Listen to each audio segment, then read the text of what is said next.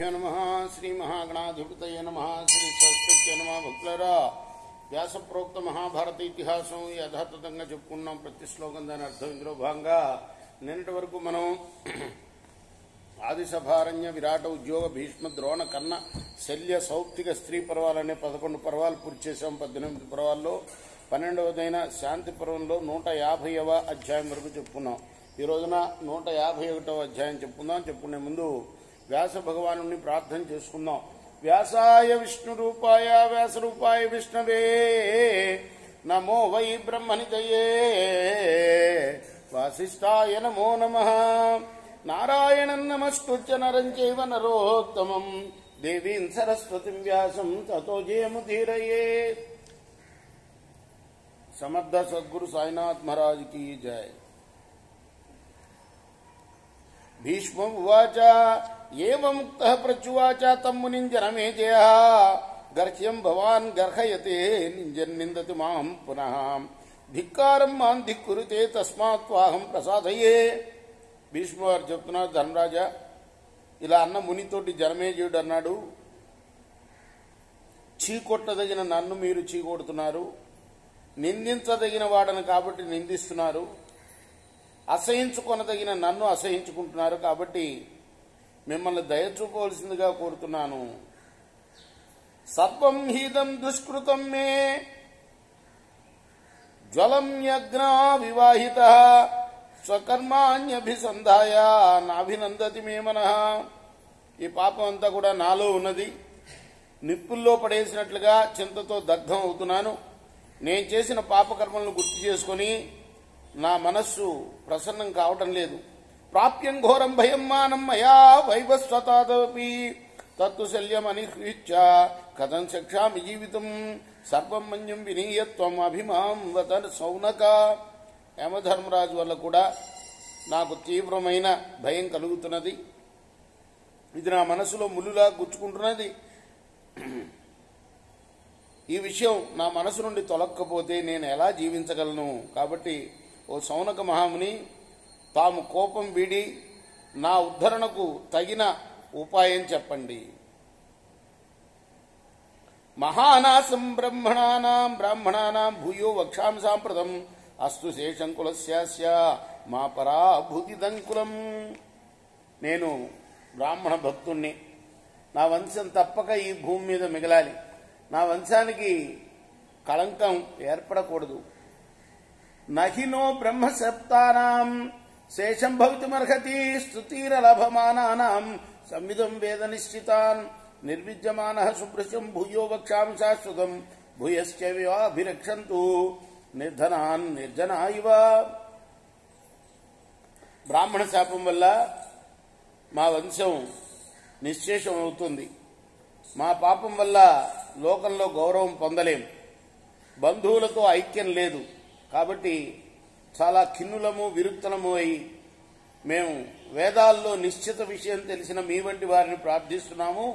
నిర్జన ప్రదేశంలో ఉండే మహాయోగులు పాపులను రక్షించినట్లు మీరు దయతో మా వంటి దుఃఖితులను రక్షించండి. నహ్య యజ్ఞ అముం లోకం ప్రాప్నువంతి కథంచనాం ఆపాతాన్ ప్రతిష్ఠంతి పులింద శబరాయివ. యజ్ఞం చేసే అధికారాన్ని కోల్పోయిన క్షత్రియులు పులింద శబరుల వలె నరకాల్లో పడి ఉంటారు. పరలోకంలో ఉత్తమ గతిని పొందలేరు. అవిజ్ఞాయైవ మే ప్రజ్ఞాం బాలస్యేవ స పండిత బ్రహ్మన్ పితేవ పుత్రస్య ప్రీతిమాన్ భవ సౌనక. సౌనక మహాముని, మీరు విద్వాంసులు, నేను మూర్ఖుణ్ణి. నా తెలివి తక్కువని పరిగణించకుండా తండ్రి కుమారుని యందులాగా నా యందు వాత్సల్యం చూపండి. సౌనకు ఉవాచ కిమాశ్చర్యం యత ప్రాజ్ఞ బహుకుర్యాద సాంప్రతాం ఇతి వై పండితో భూత్వా భూతానాన్ నానుకుప్యతే. అప్పుడు సౌనకుడు చెప్తున్నాడు, అజ్ఞాని తప్పు చేసిన అందులో ఆశ్చర్యం లేదు. తెలిసిన పండితుడు ప్రాణుల మీద ఎప్పుడు కూడా కోపించకూడదు. ప్రజ్ఞా ప్రాసాదమారుహ్య శోచ్య శోచతే జనాన్ జగతి స్థానివాహద్రిస్త ప్రజ్ఞా ప్రతిపచ్చతి. నిర్మల బుద్ధి అనే భవనాన్ని ఎక్కి శోకరహితుడై దుఃఖితులను చూచి బాధపడేవాడు తన జ్ఞాన బలంతో పర్వతం పైన ఉన్న వ్యక్తి ఆ పర్వతం కింద ఉన్న వారిని చూసినట్లుగా తెలుసుకుంటాడు. నచోపలభ్యతే తేన నచాశ్చర్యాన్ని కుర్వతే నిర్భిన్నాత్మా పరోక్ష వా ధిక్కృత పూర్వసాధుషు. ప్రాచీనులైన ఉత్తమ వ్యక్తులంటే విరక్తుడైన వాడు, వారికి దూరంగా ఉండేవాడు, వారి నిందలకు గురి అయ్యేవాడు జ్ఞానాన్ని పొందలేడు. ఇలాంటి వాడిని చూచి ఇతరులు ఆశ్చర్యపడరు. విదితం భవతో వీర్యం మహాత్మ్యం మీద ఆగమే కృష్వేహేధా శాంతి బ్రహ్మశరణమస్తుతే. నీకు బ్రాహ్మణ శక్తి తెలుసు, వారి మహిమను చెప్పే వేదశాస్త్ర జ్ఞానం నీకున్నది. కాబట్టి బ్రాహ్మణ జాతి శరణు ఇచ్చే రీతిగా శాంతిపూర్వక యత్నం చెయ్యి. తద్వై పారత్రికం తాత బ్రాహ్మణాన ఆమకుప్యతాం అథవా తప్యసే పాపే ధర్మే మేవానుపశ్యవై. వత్సా, క్రోధరహితులైన బ్రాహ్మణులకు చేసే సేవాదులు పరలోక ప్రయోజన హేతువులు అవుతాయి. చేసిన పాపానికి పశ్చాత్తాపం కలిగితే నిరంతరం ధర్మం మీద చూపు నిలుపు. జనమేజయువాచ. అప్పుడు ఆ జనమేజయుడు అంటున్నాడు, అనుతప్యేచ పాపేనా నచ ధర్మం విలోపయే బుభూషం భుజమానంచ ప్రీతిమాన్ భవ సౌనక. సౌనక, పాపానికి నేను పశ్చాత్తాపడుతున్నాను, ఇంకెప్పుడు ధర్మలోపం చేయను, నాకు మేలు పొందాలని ఉన్నది. కాబట్టి ఈ భక్తుని మీద దయ చూపండి. సౌనక ఉవాచ చిత్వా దంభంచ మానంచ ప్రీతిమిచ్చామి తే నృప సర్వభూతహితం తిష్ట ధర్మం చేవ ప్రతిస్మరను. రాజా, సౌనక మహాముని చెప్తున్నాడు ఆ జనమేజయ మహారాజుకు, నీ దంభాన్ని అభిమానాన్ని పోగొట్టి నీకు తృప్తి కలిగిస్తాను. నిరంతరం ధర్మాన్ని స్మరిస్తూ సమస్త ప్రాణులకు హితమే చేయాలి. న భయాన్ నచ కాత్మన్యాత్ న లోభాత్వాముపాహ్వయే తాం మే దైవీం గిరిం సత్యాం శృణుత్వం బ్రాహ్మణై సహ. భయంతో గాని, దైన్యంతో గాని, ధనాది లోపంతో గాని నిన్ను నా వద్దకు పిలవటం లేదు. నువ్వు ఈ బ్రాహ్మణులతో కూడా దైవవాక్కు అంటే నా సత్యవాణ్ణి చెవిపెట్టి విను. సోహం నకేన చిచ్చార్థి త్వాం చ ధర్మాదుపాహ్వయే క్రోశతాం సర్వభూతానాం హాహాధిగతి జల్పదాం.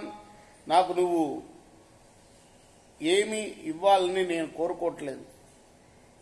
సర్వపరాణులు నన్ను నిందించినా, హాహాకారాలు చేసినా, ధిక్కరించినా కేవలం ధర్మదృష్టితో మాత్రమే నిన్ను నా దగ్గరికి పిలుస్తున్నాను. వక్షంతి మామ ధర్మజ్ఞం త్వక్షంత్య సుహృతో జనా తావాచ సుహృద శ్రుత్వా సంజ్వరిష్యంతి మే పురుషం. లోకం నన్ను ధర్మం తెలియని వాడని అంటే అననివ్వు, నా మిత్రులు నన్ను వదిలేస్తే వదిలేనివ్వు.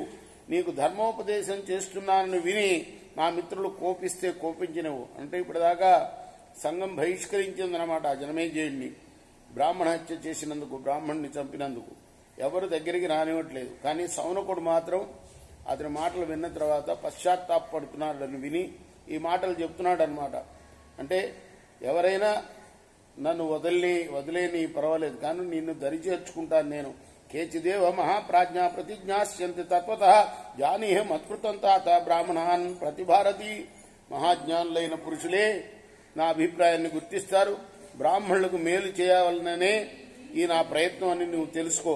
యథా తే మత్కృతే క్షేమం లభంతే తే తథా కురు ప్రతిజానీహి చాద్రోహం బ్రాహ్మణానా నరాధిప. నా ప్రయత్నం వల్ల బ్రాహ్మణులు క్షేమంగా ఉండేటట్టుగా చేయవలసింది. బ్రాహ్మణ ద్రోహం చెయ్యను అని నా ఎదుట నువ్వు ప్రమాణం చెయ్యి అన్నాడు జనమేజయ మహారాజుతో సౌనక మహాముని. జనమేజయ ఉవాచ నైవ వాచ నమనస పునర్జాతన కర్మణ ద్రోగ్ధాస్మి బ్రాహ్మణాన్ విప్రాచరణావపి స్పృశే. జనమేజయ ఇప్పుడు చెప్పాడు, విప్రవరా, మాటలతో గాని, మనస్సుతో గాని, చేతలతో గాని, అంటే త్రికరణ శుద్ధిగా బ్రాహ్మణులకి ఎప్పుడు నేను ద్రోహం చేయను అని మీ పాదాలంటే ప్రమాణం చేస్తున్నాను అన్నాడు.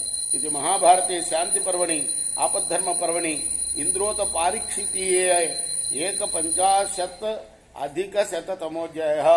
ఇది వ్యాస మహర్షి రచించిన మహాభారత ఇతిహాసంలోని శాంతి పర్వంలోని 151వ అధ్యాయం. రేపు మనం 152వ అధ్యాయం చెప్పుకుందాం. కృష్ణార్పణమస్తు. సాయి కృష్ణార్పణమస్తు. స్వస్తి ప్రజాభ్య పరిపాలయంతా న్యాయేన మార్గేణ మహిమహీష గోబ్రాహ్మణేభ్య శుభమస్తు. నిత్యం లోకాః సమస్తాః సుఖినో భవంతు. కృష్ణార్పణమస్తు. సాయి కృష్ణ.